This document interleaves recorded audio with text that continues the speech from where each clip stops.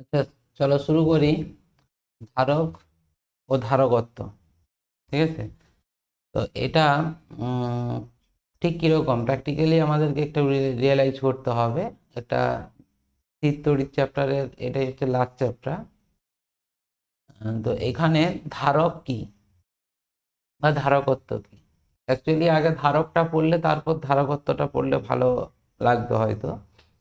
ধারক হচ্ছে যে আধান ধরে রাখতে পারে, আর ধারকত্ব তার ধর্ম, মানে পরিমাপ কতটা করবে, আধান কতটা ধরে রাখতে পারবে, সেটা যার দ্বারা পরিমাপ করি সেটাই হচ্ছে ধারকত্ব।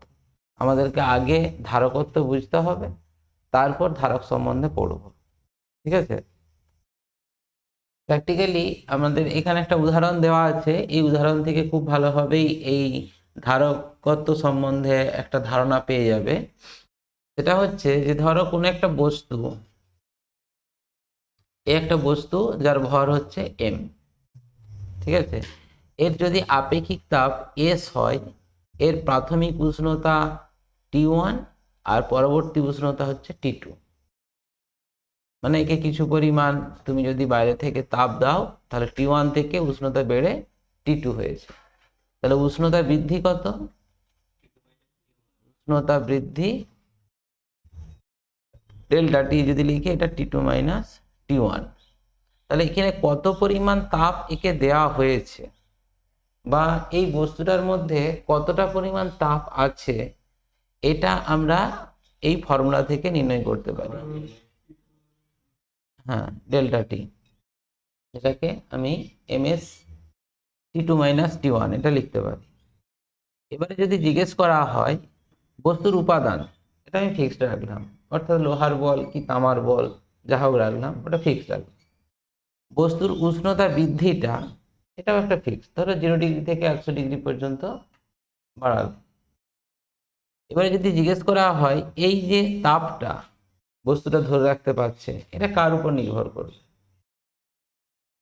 সেক্ষেত্রে আমরা এই ইকুয়েশন থেকেই বলে দিতে পারবো এম এর সঙ্গে সমানুপাতিক। অর্থাৎ এম যত বাড়াবে তত সে বেশি পরিমাণ তাপটাকে ধরে রাখতে পারবে। ঠিক আছে। তো একই রকম ভাবে আমরা একটা একটা করে বলতে পারবো আপেক্ষিক তাপ, এমন কোনো বস্তু নেবে যার আপেক্ষিক তাপ যত বেশি হবে তাপ বেশি ধরে রাখতে পারবে। ঠিক আছে। উষ্ণতা যত বেশি বাড়াবে তার বেশি তাপ ধারণ ক্ষমতা হবে। হুম। তাহলে আমরা এখানে একটা বস্তু কতটা পরিমাণ তাপ ধরে রাখতে পারছে সেটা আমরা যেভাবে বুঝবো, ঠিক সেইভাবেই একটা বস্তুকে যখন আধান দেওয়া হয়, সেই আধান ধরে রাখার যে সীমাটা সেটাও কিন্তু নির্দিষ্ট পরিমাণ হয়, নির্দিষ্ট কন্ডিশনে। ঠিক আছে। তার থেকে তুমি বাড়াতে পারবে না।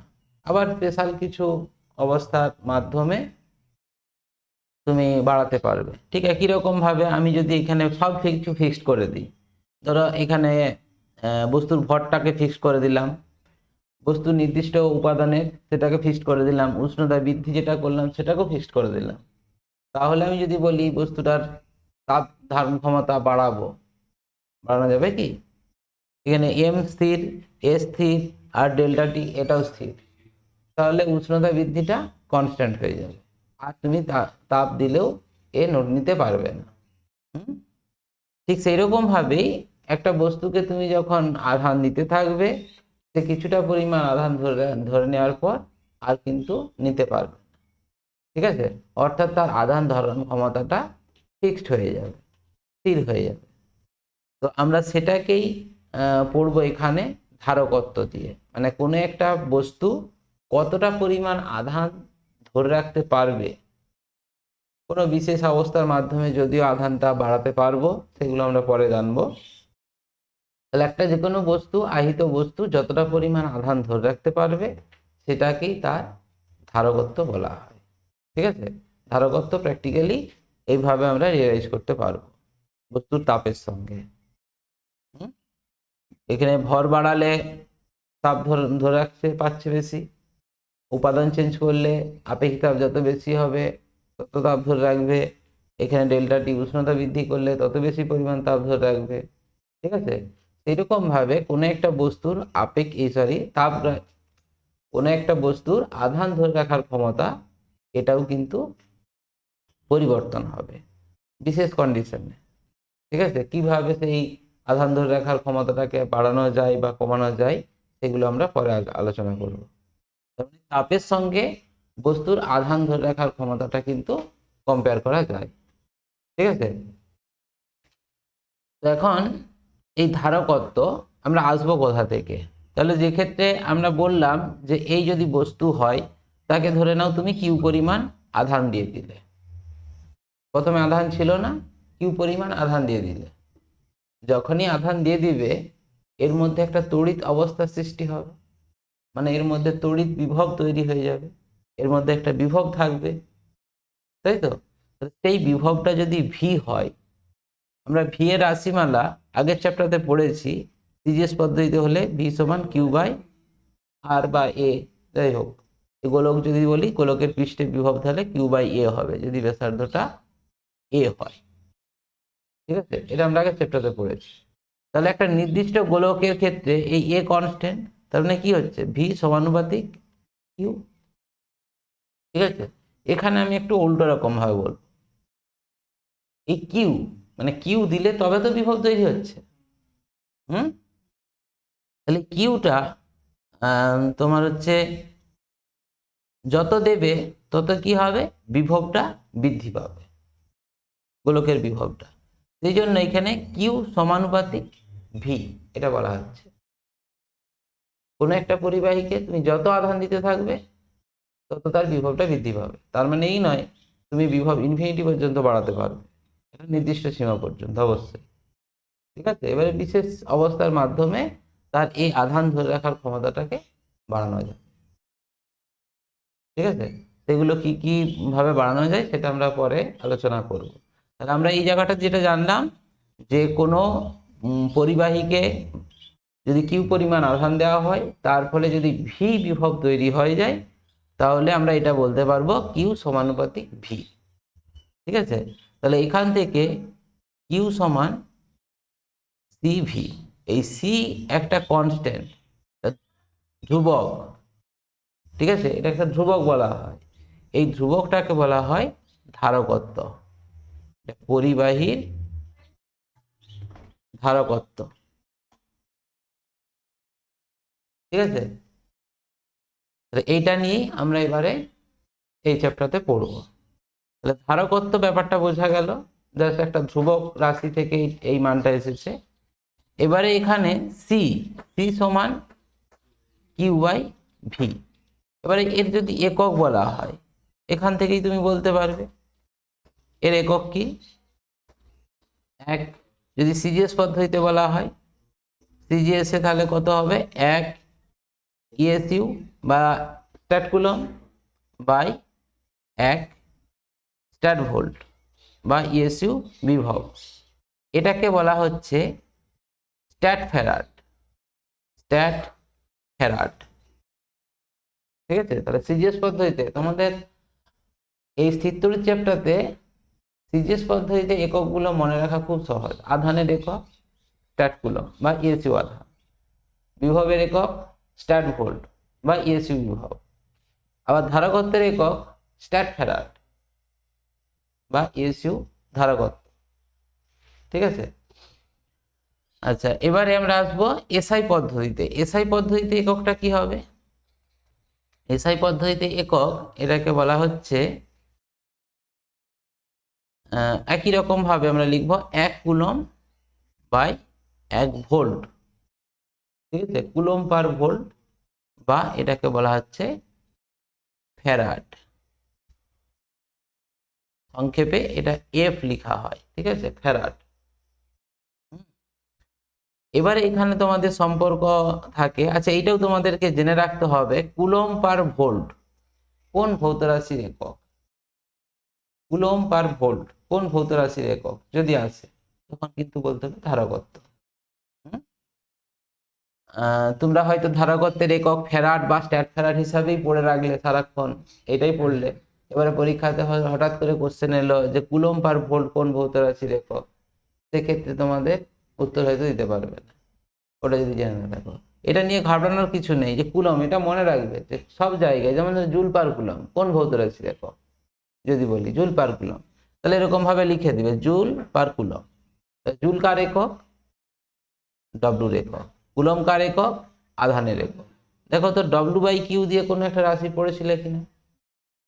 কি পড়েছিলেন? ডব্লু বাই কিউ সমান আগের চ্যাপ্টারতেই পড়েছে ভি। ডব্লু বাই কিউ সমান ভি। ডব্লু সমান কিউ ভি। হ্যাঁ, তাহলে এইখান থেকেই আমরা বলে দিতে পারবো জুল পার কুলম হচ্ছে বিভবের একক। ঠিক আছে, ঠিক একই রকম ভাবে কুলম পার ভোল্ট, কুলম পার ভোল্ট এটা যদি থাকে, কুলম্বের মানে কুলম মানে আধান আর বিভব মানে কি? ভোল্ট। ভোল্ট রাশির একক। তাহলে কিউ বাই ভি কোন রাশিকে নির্দেশ করছে? ধারকত্ব। ঠিক আছে, এইভাবে কোনো রাশির একক যদি দেওয়া থাকে, দিয়ে যদি রাশিটা জিজ্ঞেস করতে বলে, তাহলে কিন্তু এইভাবে তোমরা বের করতে পারবে। আর এই কারণেই তোমাদের এই রাশিমালাগুলোকে মুখস্থ রাখতে হবে। হ্যাঁ, এইগুলো যদি মনে থাকে তাহলে কিন্তু অটোমেটিক এই এককটা তোমার চলে আসবে। ঠিক আছে, আচ্ছা নেক্সট আসি তাহলে। এখানে আরেকটি ইম্পর্টেন্ট হচ্ছে সম্পর্ক আছে, সেটা কি? ফ্যারাড এবং স্ট্যাট ফ্যারাড এর মধ্যে সম্পর্ক। এটা যেমন তোমাদের অঙ্ক করার জন্য লাগবে, তার সাথে সাথে তোমার দরকার হবে এর এটাও। এই সম্পর্কটা প্রতিষ্ঠা করতে বলে, মানে 1 ফ্যারাড সমান কি? 1 ফ্যারাড সমান 1 কুলম বাই 1 ভোল্ট। এবার এটা সিজিএস এ যেতে হবে, তাহলে 1 কুলম সমান আমরা তো জানি 3 ইন্টু, হ্যাঁ 3 ইন্টু 10⁹ এত স্ট্যাট কুলম বাই 1 ভোল্ট সমান কত হয়? 1/300 ইএসইউ বা স্ট্যাট ভোল্ট। ঠিক আছে, এটা যদি উপরে উঠে যায় তখন কি হবে? 9 ইন্টু 10⁻11 এটা স্ট্যাট ফ্যারাড। তাহলে 1 farad equal to 9 into 10⁻11 stat farad. এটা যেমন মনে রাখতে হবে অঙ্ক করার জন্য, ঠিক সেইভাবে এই প্রমাণটাও দিতে পারে। ঠিক আছে, আচ্ছা তাহলে তোমরা এখান থেকে হ্যাঁ এখানে ধারকত্বের সংজ্ঞাটা দেওয়া হয়নি, সংজ্ঞাটা দিয়ে দিচ্ছি। আচ্ছা, ধারকত্বের একক যেটা পড়লে, একক এই ফ্যারাড পড়বে, আর ফ্যারাড আর এর সম্পর্কটা। আচ্ছা পিকো ফ্যারাড, এখানে পিকো ফ্যারাড এবং মাইক্রো ফ্যারাড এই দুটো দরকার হয়। মাইক্রো ফ্যারাড হচ্ছে 1 মাইক্রো ফ্যারাড সমান 10⁻⁻6 ফ্যারাড, আর পিকো ফ্যারাড হলে -12 হবে। এটা মাইক্রো ফ্যারাডও বলা হয়, পিকো ফ্যারাডটাকে মাইক্রো ফ্যারাডও বলা হয়। ঠিক আছে, তাহলে এই সম্পর্ক দুটো সব সময় মানে দেখবে অঙ্কের ক্ষেত্রে সবগুলোতে এখানে মাইক্রো ফ্যারাড ইউনিটে দেওয়া আছে ধারকত্ব। ঠিক আছে, তাহলে সেই হিসাবে এই সম্পর্কটা তোমাদেরকে জেনে রাখতে হবে। আচ্ছা, ধারকত্বের মাত্রা ওইটাও আসছি। দেখো এখানে ধারকত্বের সংজ্ঞাটা একটু বলে দিই। সংজ্ঞাটা আমরা যেটা পেলাম, ধারকত্ব সি সমান হচ্ছে কিউ বাই ভি। ঠিক আছে, তাহলে এখানে আমরা তো দেখতে পেলাম যে ধারকত্বটা মানে বিভবটা বৃদ্ধি পাচ্ছে কার জন্য? না আধানের জন্য। তাহলে যদি আমি এখানে ভি ইকাল টু 1 করতে চাই, তাহলে এখানে সি ইকাল টু কিউ হয়ে যাবে। তার মানে কোনো একটা পরিবাহীর ধারকত্ব 1 ভোল্ট বৃদ্ধি করতে যে পরিমাণ আধানের প্রয়োজন, যদি এসআই পদ্ধতিতে বলি, বা এখানে যদি ইন জেনারেল বলা হয়, একক পরিমাণ বিভব বৃদ্ধি করতে যে পরিমাণ আধানের প্রয়োজন, তাকেই বলা হচ্ছে ওই পরিবাহীর ধারকত্ব। ঠিক আছে, আচ্ছা এবারে যদি এটার ভোল্ট মানে এসআই পদ্ধতিতে ধারকত্বের ডেফিনেশন বলো, তাহলে এসআই পদ্ধতিতে ধারকত্বের একক তুমি পেলে ফ্যারাড। 1 ফ্যারাড বলতে কি বোঝায়? এরকম যদি বলে কোন একটা পরিবাহীর ধারকত্ব এত ফ্যারাড বলতে কি বোঝায়? ঠিক আছে, তাহলে আমরা ফ্যারাডের সংজ্ঞাটা পড়বো। তাহলে 1 ফ্যারাড সমান কি পড়লাম? 1 ফ্যারাড সমান 1 কুলম বাই 1 ভোল্ট। তাহলে কোনো পরিবাহীর বিভব 1 ভোল্ট বৃদ্ধি করতে যে পরিমাণ আধানের প্রয়োজন, তাকে বলা হচ্ছে 1 ফ্যারাড। ঠিক আছে, ঠিক একই রকম ভাবে হয়তো বললো যে কোনো একটা পরিবাহীর ধারকত্ব 5 ইন্টু 10⁻⁻6 ফ্যারাড, এরকম বললো। একটা পরিবাহীর ধারকত্ব 5 ইন্টু 10⁻⁻6 ফ্যারাড বলতে কি বোঝায়? তাহলে তখন বলবে যে ওই পরিবাহীর 1 ভোল্ট পরিমাণ বৃদ্ধি করতে এত কুলম, কত না 5 × 10⁻⁻6 কুলম আধানের প্রয়োজন। ঠিক আছে, তাহলে এইগুলো বলতে কি বোঝায় সেটা তোমরা এখান থেকে বলতে পারবে। আচ্ছা, এরপরে এই ধারকত্বের মাত্রাটা একটু পড়ে নাও। ধারকত্বের মাত্রা, ধারকত্ব সি সমান আমরা পড়লাম Q/V। তাহলে ধারকত্বের মাত্রা এটা সমান কিউ এর মাত্রা বাই ভি এর মাত্রা। কিউ, আচ্ছা কিউ তোমার হচ্ছে আধান, কিউ সমান আইটি, আর ভি সমান কত W/Q। W/Q একটু আগেই করলাম। ডব্লুর মাত্রা হচ্ছে ml, হ্যাঁ ml/2 T⁻², আর কিউ এর মাত্রা হচ্ছে হ্যাঁ আইটি। তাহলে এটা উপরে উঠে গেলে m⁻⁻1 L⁻²T²,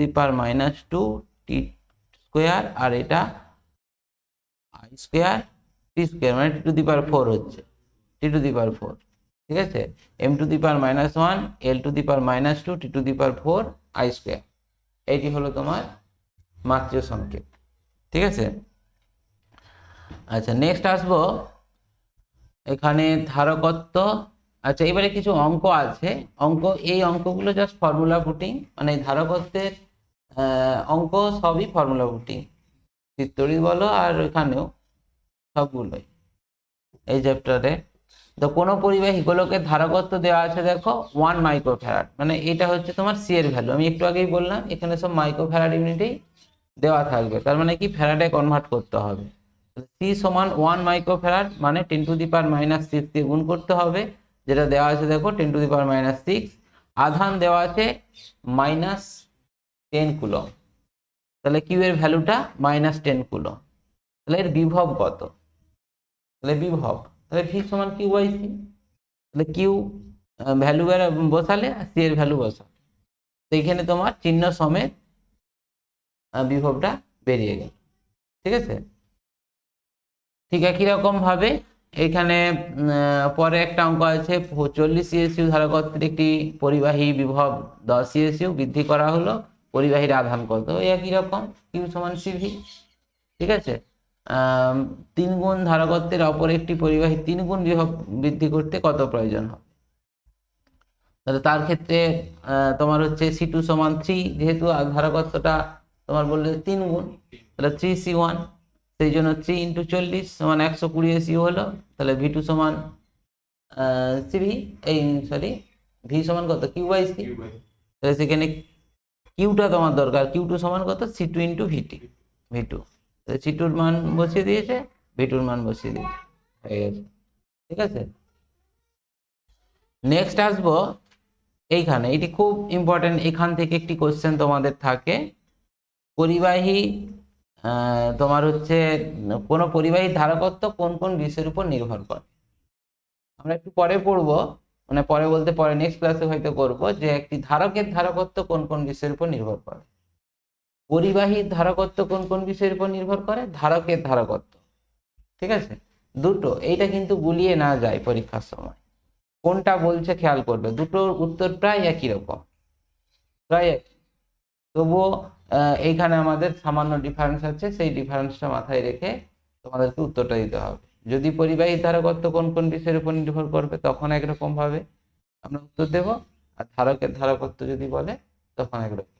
দুটো প্রায় একই, সামান্য কিছু ডিফারেন্স আছে, সেটা আসবো আমরা। দেখো আমরা তো এখানে বলেইছিলাম যে কিউ সমান সিভি, এই যে সম্পর্ক, মানে কিউ সমানুপাতিক ভি, বা এখানে ধারকত্ব আমরা যেটা পেলাম সিভি, এই সম্পর্ক থেকে সি সমান Q/V। তার মানে এখানে আমরা ধারকত্ব মানে আধান যে ধরে রাখতে পারবে তার ক্ষমতাটা কোন কোন বিষয়ের উপর নির্ভর করে একটা পরিবাহীর ক্ষেত্রে, আমরা একটা সাধারণ কনসেপ্ট থেকে বলতে পারবো যে যদি পরিবাহী হয়, এই পরিবাহীকে তুমি আধান দিচ্ছ, একটা নির্দিষ্ট পরিমাণ আধান দেওয়ার পর আর আধান ধরে রাখতে পারছে না, কেন? জায়গা নেই। আধান দেওয়া মানে কি পরিবাহীর পৃষ্ঠে আধান অবস্থান করে, তো পৃষ্ঠে আর জায়গা নেই। তুমি যখনই বিভব মানে আধান দিলে বিভব বেড়ে যাবে, আধান দিতে থাকলে আধানটা যত দিতে থাকছো দিতে দিতে দিতে দিতে বিভবটা বেড়ে যাবে, হঠাৎ করে কি হবে, মোক্ষণ শুরু হয়ে যাবে, বিভবটা এত বেশি হয়ে যাবে, তার মানে কি আর আধান দেওয়া যাচ্ছে না। তাহলে এইটাই হচ্ছে ধারকত্বের শেষ সীমা, ওই কন্ডিশন। কিন্তু বলতে চাইছি যে ওইখান থেকে আধানটা কিভাবে বাড়াবো, আরো বৃদ্ধি করতে হবে। তো স্বাভাবিকভাবেই আমরা যদি এদের জায়গাটা বাড়িয়ে দিই, আধান যেখানে রাখা আছে তার জায়গাটা যদি বাড়িয়ে দিই, ধারকত্ব বেড়ে যাবে। অর্থাৎ জায়গা বাড়ানো মানে কি, এর ক্ষেত্রফলটা বাড়াতে হবে। তাহলে ধারকত্ব বৃদ্ধি পাবে একরকম ক্ষেত্রফল বৃদ্ধি করলে, ক্ষেত্রফল বৃদ্ধি, ঠিক আছে। আচ্ছা, আর কি না, এইটা দেখো, যদিও এটার অনুরূপ একটা হয় যে একটা পরিবাহী গোলকের ধারকত্ব, মানে কোনো পরিবাহীর ধারকত্ব বা তার আধান যে ধরে রাখবে, এটা গোলক হলে সব থেকে বেশি পরিমাণ আধান ধরে রাখতে পারে। সেই জন্য আকৃতিটা যদি গোলাকার হয় যে কোনো পরিবাহী, তাহলে আধানটা বেশি পরিমাণ ধরে রাখতে পারে। একই ক্ষেত্র তোমার হচ্ছে আয়তন বিশিষ্ট, জানো বিভিন্ন আকারের থেকে তোমার গোলাকার পরিবাহীর ক্ষেত্রে আধানটা বেশি পরিমাণ ধরে রাখে। কারণ তোমরা সেই তলমাত্রিক ঘনত্বে সে পড়েছিলে সিগমা সমান কিউ বাই এ, তার গোলকের ক্ষেত্রফলটা কম হয়, ঠিক আছে, তলমাত্রিক ঘনত্বটা বেশি হয়। তাহলে এই জায়গায় এখানে সেই ছুচালো ব্যাপারটা থাকে না, মানে যেটা আমরা তড়িৎ সেচন ক্রিয়া পড়েছিলাম, সেই জন্য কি হয়, এখানে আধানটা কিন্তু বেশি পরিমাণ ধরে থাকে গোলাকার আকারে।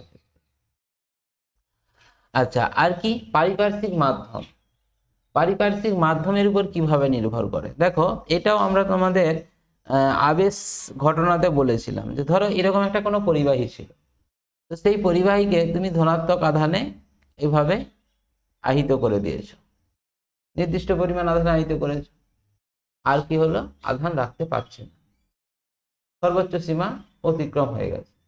তুমি যখন এখানে কোনো আরেকটি পরিবাহীকে স্থাপন করবে, আরেকটা পরিবাহী যদি এরকম আবেশ মানে কাছাকাছি, স্পর্শ করা চলবে না, স্পর্শ করলে তো একটা পরিবাহী হয়ে গেল, স্পর্শ না করে যদি কাছাকাছি রাখা হয়, তখন কি হবে বলো তো, এখানে আবেশ ঘটবে।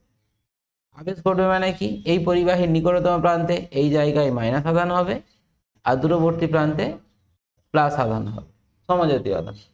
বাস এই জায়গাটায় এবার আসবে ইন্টারেস্টিং ব্যাপারটা, সেটা কি, তুমি এইরকম একটা পয়েন্টে বিভবের মান, মানে পরিবাহীর খুব নিকটবর্তী স্থানে বিভবের মান, সেটা কি পরিবাহী বিভবের সঙ্গে প্রায় সমান। আচ্ছা, এইখানে যে বিভবটা বের করছো, এই পরিবাহী আধানের জন্য এখানে বিভব পাবে, আর এই যে পরিবাহীটা আবিষ্ট হলো তারও তো একটা আধান হয়ে গেছে, তাহলে তার এখানে ঋণাত্মক আধান আছে, তাহলে সেই ঋণাত্মক আধানের জন্য এখানে বিভব পাবে, ঠিক কিনা। তাহলে এইটার জন্য তুমি পজিটিভ বিভব পেলে, আর এটার জন্য নেগেটিভ বিভব পেলে, মোট বিভব কি হবে, দুটো লব্ধি।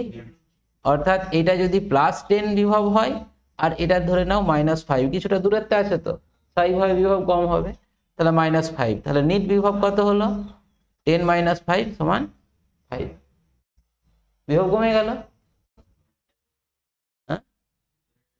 হ্যাঁ, এবারে দূরেরটার জন্য বলতে পারো যে দূরের জন্যও তো তোমার এখানে বিভব হবে, কিন্তু এটা তো আরো দূরে হয়ে যাচ্ছে, তার জন্য বিভব কমে যাবে। ধরো আমি এই বিভবটার জন্য বললাম, হ্যাঁ 0.5ই বলছি, তাহলে কি হবে, এর সঙ্গে 0.5 যোগ হয়ে যাবে, তাহলে 5.5 হচ্ছে, যেটা 10 ভোল্ট ছিল, মানে এই পরিবাহী না থাকলে যেটা 10 ভোল্ট ছিল, আর এই পরিবাহীটা রেখে দেওয়ার জন্য দেখা গেল কি বিভবটা কমে 5.5 কমে গেল। মানে আমি মেন কথা বলতে চাইছি, একটা আহিত পরিবাহীর কাছাকাছি আর একটা অনাহিত পরিবাহীকে যদি রাখা হয়, তখন দেখা যাবে আবেশের জন্য এর বিভবটা কমে গেছে, আহিত পরিবাহীর বিভবটা কমে গেছে।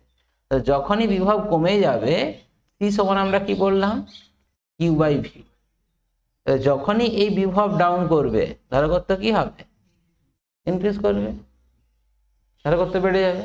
তাহলে এখান থেকে আমরা বলে দিতে পারলাম যে পরিবাহীর নিকটস্থ কোনো বিন্দুতে, নিকটস্থ কোনো স্থানে যদি অন্য কোনো পরিবাহী রাখা হয়, তার ধারকত্ব বৃদ্ধি পাবে, ঠিক আছে। আচ্ছা, পারিপার্শ্বিক মাধ্যম, পারিপার্শ্বিক মাধ্যমের উপর কিভাবে নির্ভর করে, দেখো আমরা একটা এরকম গোলকের কথাই বলছি, সেই গোলকটাকে তুমি কিউ পরিমাণ আধান দিলে, তার বিভব হয়ে গেল ভি, ঠিক আছে। তাহলে এই যে বিভব, এর ব্যাসার্ধ যদি এ হয়, বিভবের রাশিমালা জানি ভি সমান কত, আমি সিজিএস পদ্ধতিতেই বলছি, কিউ বাই এ। ঠিক আছে, পারিপার্শ্বিক মাধ্যম, এটা আমি কিন্তু বায়ু মাধ্যমের ক্ষেত্রে বললাম, বায়ু বা শূন্য মাধ্যম।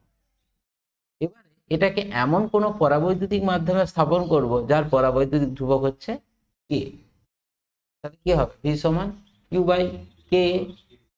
হ্যাঁ, তাহলে এখানে কে যত বৃদ্ধি পাবে, কে তো সবসময় ধনাত্মক মানে গ্রেটার দেন ওয়ান, তো একের থেকে তো সবসময় বেশি, তাহলে কে এর মান যত বাড়বে বিভবের ভ্যালু কি হবে বলো তো? হ্যাঁ, এই কে যত বৃদ্ধি পাবে ভি তত কমবে। আবারও সেই একই ইকুয়েশন, সি সমান কি কিউ বাই ভি।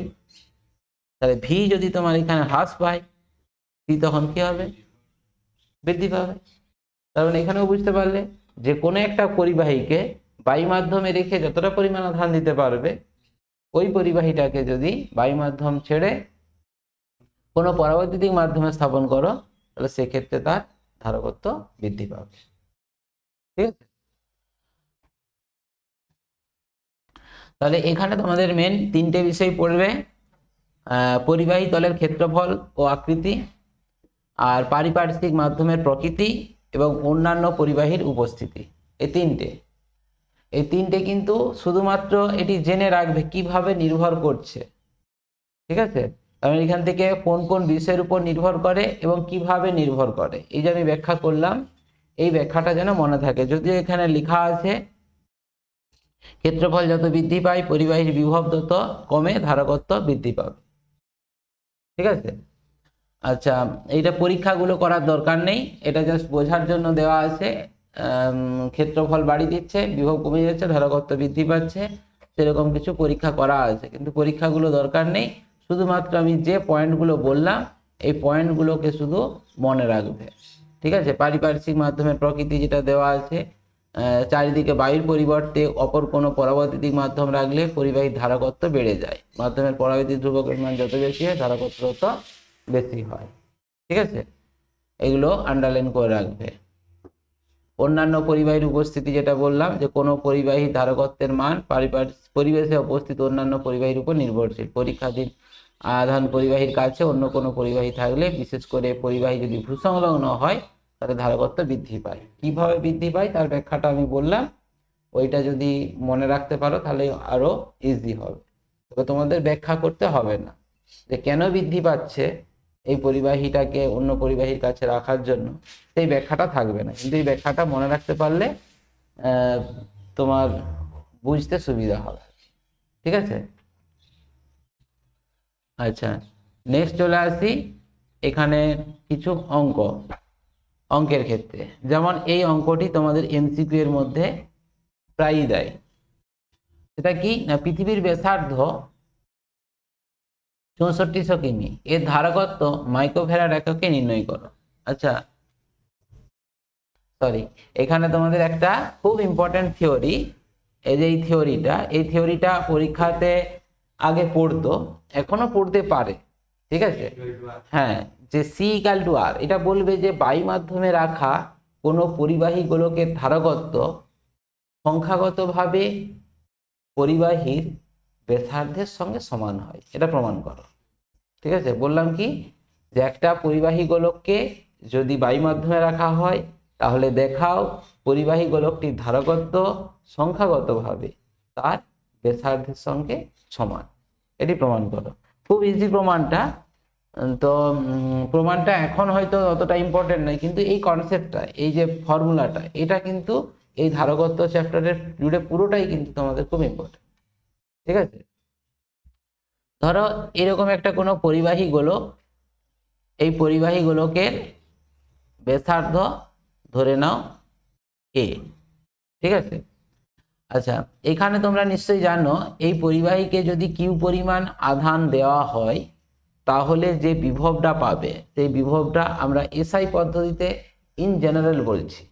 এসআই পদ্ধতিতে সেটা কি 1/4 পাই কে এপসাইলন 0 কিউ বাই এ, পরিবাহী পৃষ্ঠে যে বিভবটা হয়, এটা আমরা আগের চ্যাপ্টারে পড়েছি, বিভব চ্যাপ্টারে, ভি সমান 1/4 পাই কে এপসাইলন 0 কিউ বাই এ। ঠিক আছে, আচ্ছা, পরিবাহী গোলকের যদি বিভব এটা হয় তাহলে তার ধারকত্ব কত হবে? ধারকত্ব সি সমান কত? Q by V. ঠিক আছে, এবারে এই ভি এর ভ্যালুটা পুট করে দিচ্ছি। তাহলে কিউ এখানে থাকলো, 2 লাইনের প্রমাণ, এখানে 1/4 কে এপসাইলন 0 কিউ বাই এ হয়েছে। দেখো এখানে কিউ কিউ কিউ কেটে যাচ্ছে, এই কিউ কেটে গেল, তাহলে থাকলো কি ইকুয়েশনটা উপরে উঠে যাবে 4 কে এপসাইলন 0 এ। ঠিক আছে, দেখো এখানে একটা নির্দিষ্ট মাধ্যমের ক্ষেত্রে 4 এপসাইলন 0 কনস্ট্যান্ট, তাই তো? তার মানে দেখা যাচ্ছে ধারকত্বটা তার ব্যাসার্ধের উপর নির্ভর করে। এখান থেকেও আমরা বলতে পারবো পরিবাহী গোলকের ধারকত্ব তার আকারের উপর নির্ভর করছে। আকার যত বড় হবে, ব্যাসার্ধ যত বড় হবে, ক্ষেত্রফল বেড়ে যাবে, ধারকত্ব বৃদ্ধি পাবে। ঠিক আছে, আচ্ছা এবারে যদি বলি বায়ু মাধ্যম, বায়ু মাধ্যমের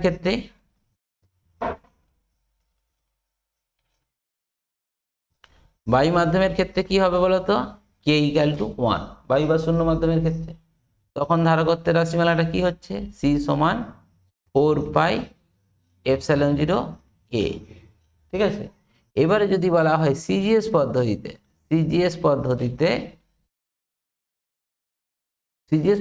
কি হয়? 4 এপসাইলন 0 এর ভ্যালু কত হয়? 1। 4 এপসাইলন 0 এর ভ্যালু 1, সেই জন্য সি ইকুয়াল টু কত হবে? এ। দেখো এইটি তোমাদের প্রমাণ ছিল যে দেখাও যে সিজিএস পদ্ধতিতে বায়ু মাধ্যমে রাখা কোনো পরিবাহী গোলকের ধারকত্ব তার ব্যাসার্ধের সঙ্গে সমান। তাহলে এখানে সি সমান ব্যাসার্ধ, গোলকের ব্যাসার্ধ এ। ঠিক আছে, আর এসআই পদ্ধতিতে যে রাশিমালাটা আমরা বের করলাম এটাও কিন্তু তোমাদের অঙ্ক করার জন্য কাজে লাগবে। আমি এক্ষুনি যে অঙ্কটা বলছিলাম, দেখো তোমাদের উদাহরণের যে প্রথম অঙ্কটা আছে, পৃথিবীর ব্যাসার্ধ 6400 কিমি, 6400 কিমি অর্থাৎ ব্যাসার্ধ, এটা তোমার আর এর ভ্যালু, আর সমান 6400 কিমি, এটা মিটারে কনভার্ট করতে হবে। তাহলে 6400 ইন্টু 10⁻³ এটা মিটার, যেটা করা আছে এটা।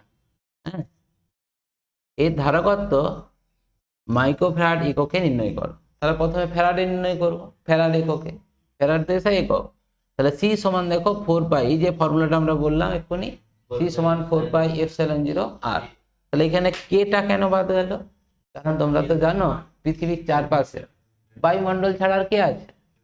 চারদিকে তো বায়ু আছে, সেই জন্য এই গোলকটা বা পৃথিবীটাকে বায়ু মাধ্যমে একটা রাখা আছে এরকম গোলক হিসেবে ভাবতে পারবো, যার ব্যাসার্ধ আর। তাহলে স্বাভাবিকভাবেই সি সমান 4 এপসাইলন 0 আর। তাহলে এটা কি হবে? 1/4 এপসাইলন 0 এর ভ্যালু জানো নিশ্চয়ই, 1/9 × 10⁹। হ্যাঁ, আর 6400 এর ভ্যালু বসিয়ে দিলাম, এত ফ্যারাড হলো, এটা ফ্যারাড। এবার এটাকে ফ্যারাড থেকে মাইক্রোফ্যারাডে যেতে হলে 10⁶, না, ফ্যারাড থেকে মাইক্রোফ্যারাডে গেলে 10⁶ দিয়ে গুণ করতে হবে, মাইক্রোফ্যারাড থেকে ফ্যারাডে গেলে 10⁻⁶ দিয়ে গুণ করতে হবে। ঠিক আছে, সম্পর্ক হচ্ছে 1 ফ্যারাড সমান 10⁶ মাইক্রোফ্যারাড, বা 1 মাইক্রোফ্যারাড সমান 10⁻⁶ ফ্যারাড। ঠিক আছে, তো স্বাভাবিকভাবেই ফ্যারাড ইউনিটে এইভাবে পেয়ে যাবে। আচ্ছা, একই রকম অঙ্ক দুইয়েরটা, যে ভ্যান ডি গ্রাফ জেনারেটর, যদিও এই যন্ত্রটা সম্বন্ধে এখনো তোমাদের পরিচিতি নেই। ভ্যান ডি গ্রাফ জেনারেটর এই ধারকত্ব চ্যাপ্টারে লাস্ট পার্টে আছে।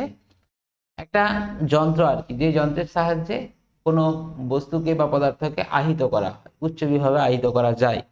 তো এই ভ্যান ডি গ্রাফ জেনারেটর ধাতব গোলকের ব্যাস দেওয়া আছে। এখানে একটা ভ্যান ডি গ্রাফ জেনারেটর একটা ধাতব গোলক থাকে যার ব্যাস দেওয়া আছে, মানে ব্যাসার্ধ পেয়ে যাবে।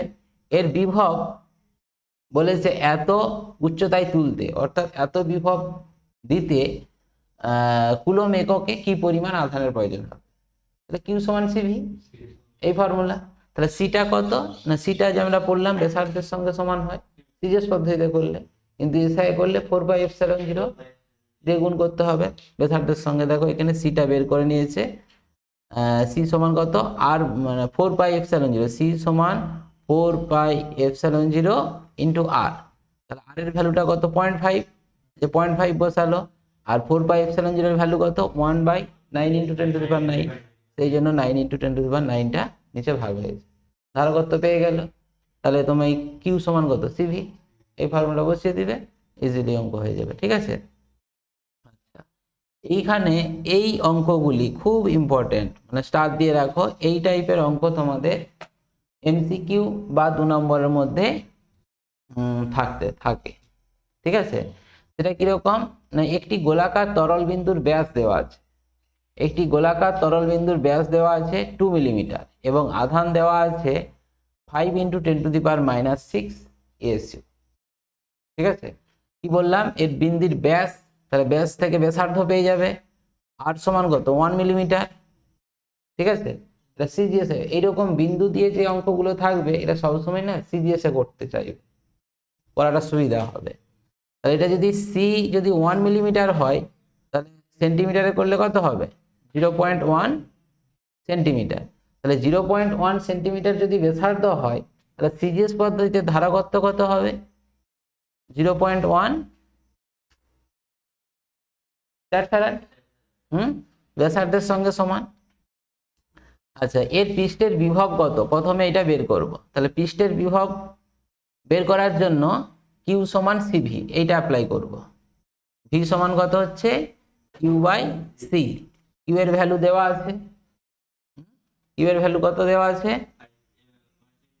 তাহলে এখানে যেটা কিউ দেওয়া আছে 5 × 10⁻⁶, তাহলে এখানে বসিয়ে দিলাম 5 × 10⁻⁶, আর ধারকত্ব কত পেলাম যে 0.1, হ্যাঁ, তাহলে এখানে 0.1 বসিয়ে দেবো, তাহলে এত স্ট্যাট ফ্যারাড পেয়ে যাব।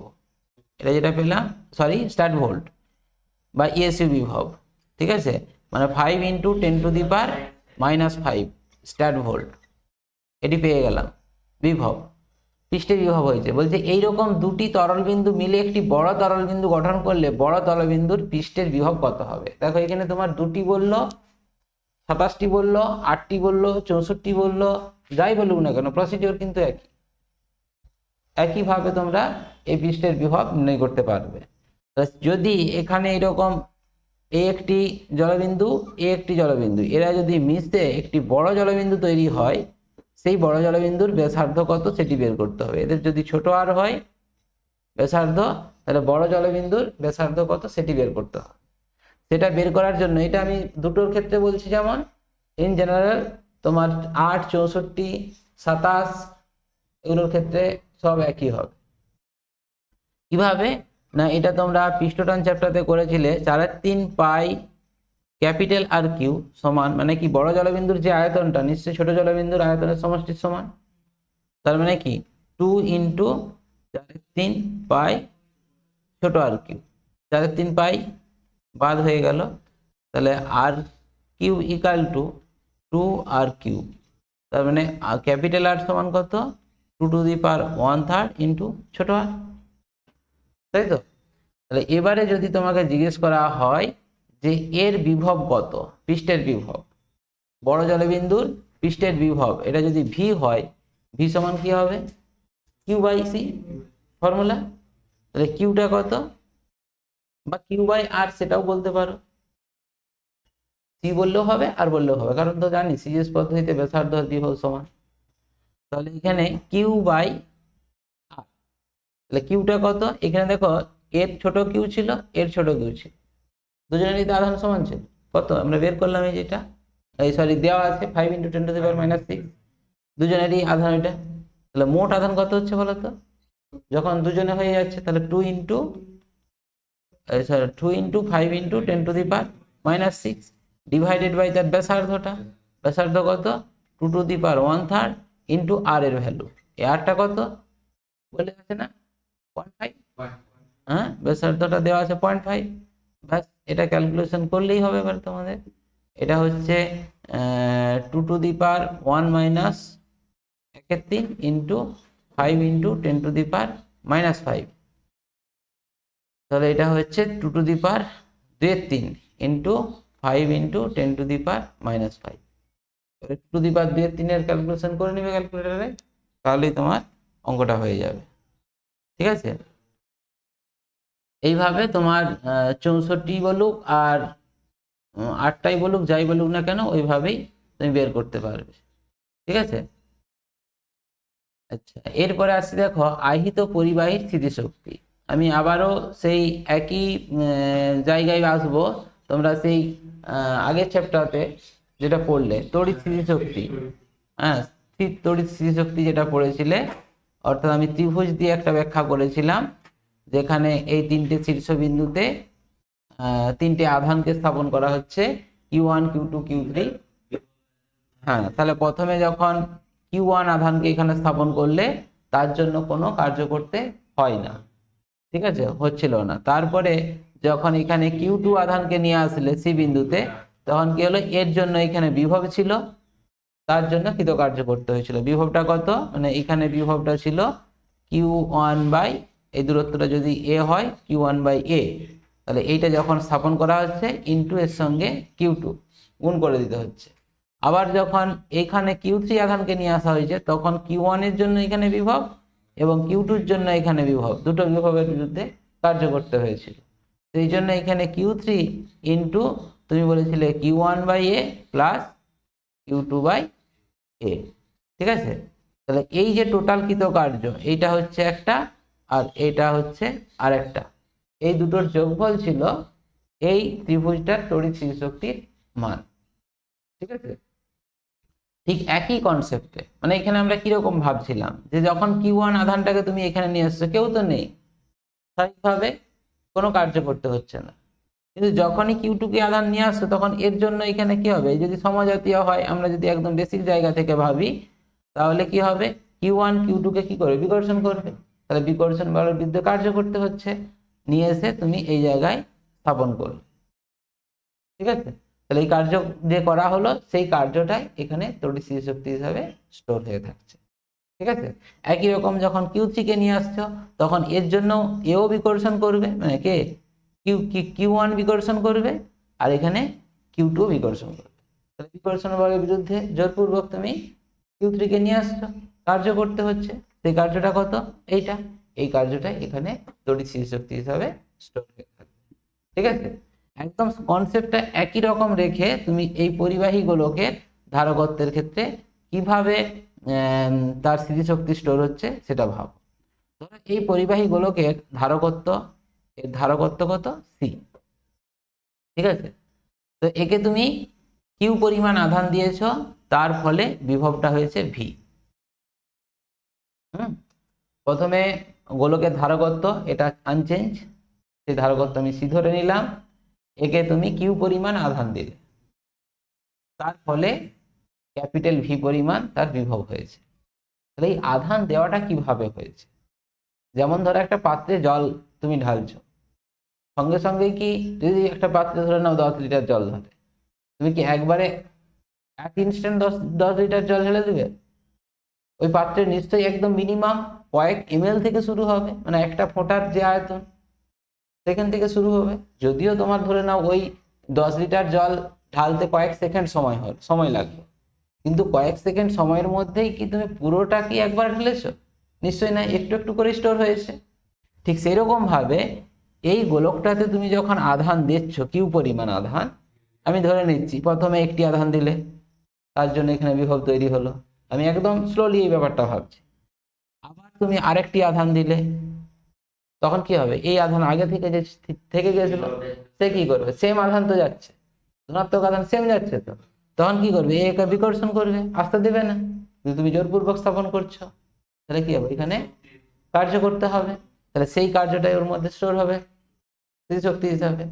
তারপর একে 2 নম্বরকে দিয়ে দিলে, তারপরে আবার আরেকটি আধান 3 নম্বরকে দিতে চাইছো, সেও কি করবে, একই রকম ভাবে বিকর্ষিত হবে। জোরপূর্বক তুমি স্থাপন করছো, কিন্তু কার্য স্টোর হচ্ছে। আবারও দিচ্ছে, তখন 4 জনের জন্য, আবারও দিচ্ছ 5 জনের জন্য, আবারও 6 জনের, সবাই মিলে তখন বাধা দিচ্ছে। সেই কারণে যখন একটা গোলককে অনেক বেশি আধান দেওয়া হয়ে যায়, তখন 4 আধান নিতে পারে না, মানে কি, ধরো বিকর্ষণ এত বেশি করছে, তুমি আধানটা স্থাপনই করতে পারছো না, যখনই দিতে যাচ্ছ ডিসচার্জ হয়ে যাচ্ছে, মানে কি, তাকে তাড়িয়ে দিচ্ছে, ঠিক আছে। তাহলে এইভাবে আধান দিতে দিতে তুমি যে দিচ্ছ, বাইরে থেকে যে দেওয়া হচ্ছে, তার মধ্যে একটা স্মৃতিশক্তি স্টোর হচ্ছে। সেই স্মৃতিশক্তিটার ফল কি, না আসছে কোথা থেকে, না আমি যে কার্যটা করছি, বহিঃস্থ এজেন্টকে যে পরিমাণ কার্য করতে হচ্ছে, সেই কার্যটাই ওর মধ্যে স্টোর হয়ে যাচ্ছে। সেই কার্যটাই তোমাকে এখানে ক্যালকুলেট করতে হবে, আর সেই কার্যটা নির্ণয় করতে পারলেই আমরা স্মৃতিশক্তিটা পেয়ে যাব। একই রকম ভাবে আমরা সেই বিভবেও পেয়েছিলাম, অসীম দূরত্ব থেকে একক ধনাত্মক আধানকে নিয়ে আসতে যে কার্য করতে হয়েছিল সেই কার্যটাই বিভব, এখানেও তাই। ঠিক আছে, তো এখানে কিভাবে আমরা এই কৃতকার্যটা বের করব সেটা একটু দেখে নাও। তাহলে আমি এইভাবে যে আধানটা দিচ্ছিলাম, আমি এর ফাইনাল আধান এবং ফাইনাল বিভবটা বলে দিয়েছি। ফাইনাল আধান কিউ এবং তার ফলে যে ফাইনাল বিভব সেটা হচ্ছে ভি। ঠিক আছে, আমি ধরে নিচ্ছি এইভাবে সেই যে একটি দুটি করে আধান দিচ্ছিলে, আধান দিতে দিতে যে কোনো মুহূর্তে তার আধানটা হয়েছে কিউ, যে কোনো মুহূর্তে। সেই সময় তার বিভবটা ধরে নাও ছোট হাতের ভি। ঠিক আছে, এবারে এখানে তুমি খুব ক্ষুদ্র অ্যামাউন্ট আধান দিচ্ছ, কত না ডিকিউ, ডিকিউ পরিমাণ আধান দিচ্ছ। ঠিক আছে, তার জন্য তখন কি হবে, এই বিভবের বিরুদ্ধে কার্য করতে হবে। সেই কৃতকার্যটা যদি ডিডব্লিউ হয়, ডিডব্লিউ সমান কত, ডব্লিউ সমান কিউ ভি, তাহলে এখানে কত হবে ডিকিউ ইন্টু কোন বিভবের বিরুদ্ধে কার্য করতে, ভি, ছোট ভি। তাই তো? তাহলে এইটা হচ্ছে তোমার খুব ক্ষুদ্র পরিমাণ ডিকিউ পরিমাণ আধান দেওয়ার জন্য যে পরিমাণ কার্য করতে হবে। তাহলে তোমাকে কতটা কার্য করতে হবে বলো তো, না ভি পরিমাণ বিভব বাড়াতে বা টোটাল কিউ পরিমাণ আধান দিতে, টোটাল কার্যটা করতে হবে। সেই কার্যটা কিভাবে বের করতে পারবে, এই কৃতকার্য এটা যদি ডব্লিউ হয়, ডব্লিউ সমান ইন্টিগ্রেশন করতে হবে। ঠিক আছে, ইন্টিগ্রেশন কোথা থেকে, প্রথমে আধান শূন্য ছিল, পরে আধান কত হয়েছে ক্যাপিটাল কিউ। ঠিক আছে, প্রথমে শূন্য ছিল, পরে কত হলো ক্যাপিটাল কিউ। তাহলে এটা তোমার ভি ইন্টু ডি কিউ। আবার দেখো যখন বিভবটা ভি হয়েছে আমরা নিশ্চয়ই লিখতে পারবো সি সমান কত কিউ বাই ভি, অতএব ভি ইকাল টু কত কিউ বাই সি। ঠিক আছে, তাহলে স্বাভাবিকভাবে এই ভি এর জায়গায় আমি ওই ভ্যালুটা বসিয়ে দিচ্ছি, ইন্টিগ্রেশন 0 টু ক্যাপিটাল কিউ, এটার জায়গায় বসবো Q by C into d Q. তাহলে সিটা তো কনস্ট্যান্ট, ইন্টিগ্রেশনের বাইরে চলে যাবে, 1 by C integration 0 to capital Q Q into d Q. ঠিক আছে, এবারে এইটা তোমাদের সেই ইন্টিগ্রেশনের ফর্মুলা মনে করে দেখো, integration x to the power n dx a to b, যদি লিমিট থাকে এটা কি হয় x to the power n plus one by n plus one. ঠিক আছে, লিমিটটা এখানে এ, এটা বি। তাহলে সেক্ষেত্রে ওই ফর্মুলা অনুযায়ী আমরা এখানে কি লিখবো, 1 by C x to the power n মানে মাথায় কত আছে 1, তাহলে এটা কত হচ্ছে Q to the power 1 plus 1 মানে 2 ডিভাইডেড বাই 1 প্লাস 1 মানে কত 2। এটা থার্ড ব্র্যাকেট দেবো, থার্ড ব্র্যাকেট দিয়ে নিচে 0 উপরে ক্যাপিটাল কিউ। ঠিক আছে, এবারে নিয়ম কি, নিয়ম হচ্ছে আপার লিমিট আগে বসবে তারপর লোয়ার লিমিট মাইনাস দিয়ে। তাহলে এখানে 2টা বাইরে বের করে দিচ্ছি, 1 বাই 2c ইন্টু আপার লিমিটটা বসিয়ে দিচ্ছি capital Q square minus lower লিমিটটা কত 0।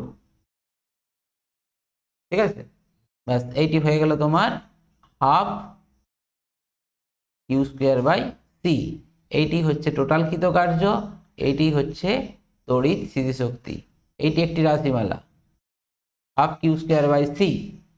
ঠিক আছে, আচ্ছা আবার এইটা আমরা লিখতে পারি, দেখুন বড় গোলকটার ক্ষেত্রে দেখো এর বিভব ছিল ভি আর আধান দেওয়া হয়েছে তো কিউ, ধারকত্ব সি, তাহলে এর ক্ষেত্রে কি লিখতে পারবে কিউ ইকাল টু সিভি। এটা যদি এখানে পুট করে দেওয়া হয় half C square V square by C, কেটে যাচ্ছে একটা সি, তাহলে হাফ সি ভি স্কোয়ার, এটিও একটি রাশিমালা হাফ সি ভি স্কোয়ার। আর একটা করবো কি, এখানে এটা লিখতে পারি half C V into V লেখা যায়। তাহলে এই জায়গায় ডব্লিউ সমান হাফ সিভি, সিভির জায়গায় কি লিখবো কিউ ইন্টু ভি। তাহলে এইটা একটা ফর্মুলা। এই টোটাল যে 3টি ফর্মুলা বললাম তোমাদের পরীক্ষার সময় যদি স্থিতিশক্তি রাশিমালা বলে যে কোনো একটা প্রমাণ করে দেবে, কোনো অসুবিধা নেই, কিন্তু এই 3টি ফর্মুলাই তোমাদের দরকার হবে অঙ্কর ক্ষেত্রে। যখন আধান স্থির থাকবে এখানটায় লিখে রাখতে পারো, আধান স্থির থাকলে এই ফর্মুলা ব্যবহার করব, বিভব স্থির থাকলে এই ফর্মুলা ব্যবহার করব, যদি আধান এবং বিভব দুটোই পরিবর্তনশীল হয়, আধান ও বিভব জানা থাকলে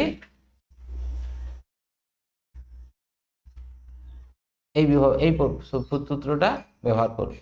ঠিক আছে, মানে তোমাদেরকে পরীক্ষায় কোশ্চেন দেবে, অঙ্ক থাকবে, যেখানে কোনো একটা ধারকের স্থিতিশক্তি রাশিমালা, কোনো পরিবাহীর স্থিতিশক্তি রাশিমালা বের করতে বললো, তখন এই তিনটে ফর্মুলা, কোন ফর্মুলাটা ব্যবহার করবে ডিপেন্ড করবে ওইখানে যে ডাটা দেওয়া আছে সেই ডাটার উপর। যদি দেখে মনে হয় আধানটা কনস্ট্যান্ট আছে, তখন half Q square by C. যদি দেখে মনে হয় বিভবটা কনস্ট্যান্ট আছে, তখন হাফ সি স্কোয়ার। যদি দেখে মনে হয় কিউ এবং আধান দুটোই দেওয়া আছে, এই কিউ এবং বিভব দুটোই দেওয়া আছে, তখন তোমার এই W equal to half Q V এটা অ্যাপ্লাই হবে। ঠিক আছে।